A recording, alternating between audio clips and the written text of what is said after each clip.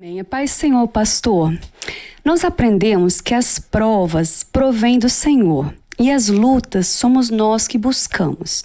Isso é verdade? E se sim, como podemos distinguir quando a gente está passando por um momento difícil, se aquilo é uma prova do Senhor para provar a nossa fé e paciência ou se estamos vivendo uma luta que nós mesmos causamos por uma falha nossa? A diferença, Liliana, de luta e prova, tem certas coisas que as pessoas às vezes até dizem assim, eu estou sendo provado, quando na verdade ela está colhendo uma consequência do pecado. A palavra de Deus diz assim, o salário do pecado é a morte. O pecado ele tem uma consequência para a vida do homem.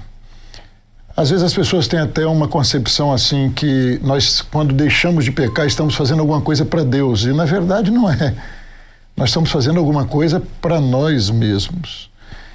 E você vê um exemplo, por exemplo, na vida de Davi. Davi, quando ele pecou, ele reconheceu o pecado dele e ele pede perdão. Mas você vai ver que o pecado dele gerou uma consequência na família dele. Ele vai passar por dissabores, por tristezas daquilo que aconteceu no âmbito familiar por causa do pecado dele, que tem uma consequência até pelo mau exemplo para os filhos, ainda que ele tenha alcançado perdão.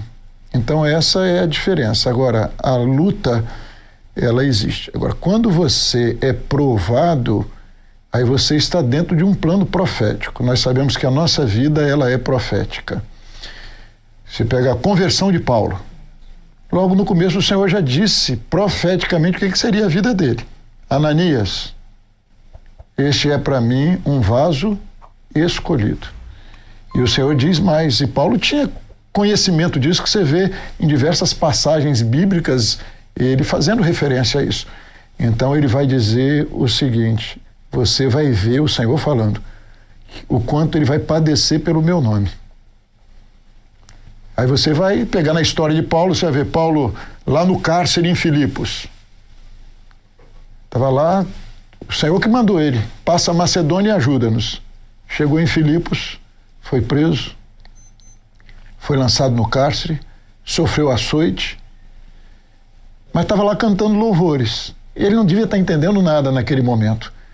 Mas ele estava confiado que naquilo que Deus havia determinado, ainda que momentaneamente, isso acontece na vida do servo de Deus, ainda que momentaneamente você possa não entender, eu obedeci em tudo, fiz tudo que o Senhor determinou, e por que eu estou nesse cárcere, por que eu estou apanhando aqui, sofrendo aqui, mas você sabe que Deus tem um propósito, que você vai entender depois. Por isso que eles cantavam louvores. Porque estavam confiados no Senhor. Então essa é a diferença. Deus vai permitir, mas é para o seu crescimento. A vida de Paulo é um grande exemplo disso, todo servo de Deus. Mas você vê Paulo clamando o Senhor, para o Senhor tirar uma luta na vida dele, que ele chamou de um espinho na carne.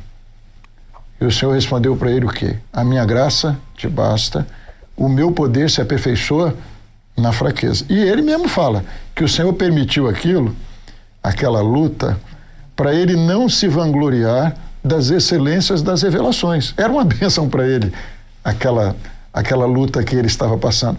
Mas ela estava dentro de um plano de Deus. Então, concluindo, o que a gente vê, às vezes, jovem cometer um engano, é que o que ele fez é um pecado, que não estava nos planos do Senhor, e ele colhe uma dor por causa daquele pecado, aí disse, não, eu estou passando por uma luta, eu estou passando por uma prova. Não, você está colhendo consequência do seu pecado. Agora não, isso daqui está dentro de um plano profético, de uma bênção de Deus, é para o seu amadurecimento, para o seu crescimento, Deus permite. Amém? Respondido? Amém. Respondido, obrigada. Isso. Paulo e Silas podiam glorificar o Senhor porque eles estavam em obediência, né? Sim. Vivendo em obediência. E aí eles sabiam que aquilo ali era uma prova que o Senhor tinha um propósito, como de fato isso ficou claro para eles, né? O Senhor também nos mostra o propósito lá na frente. Muito bom. Bom,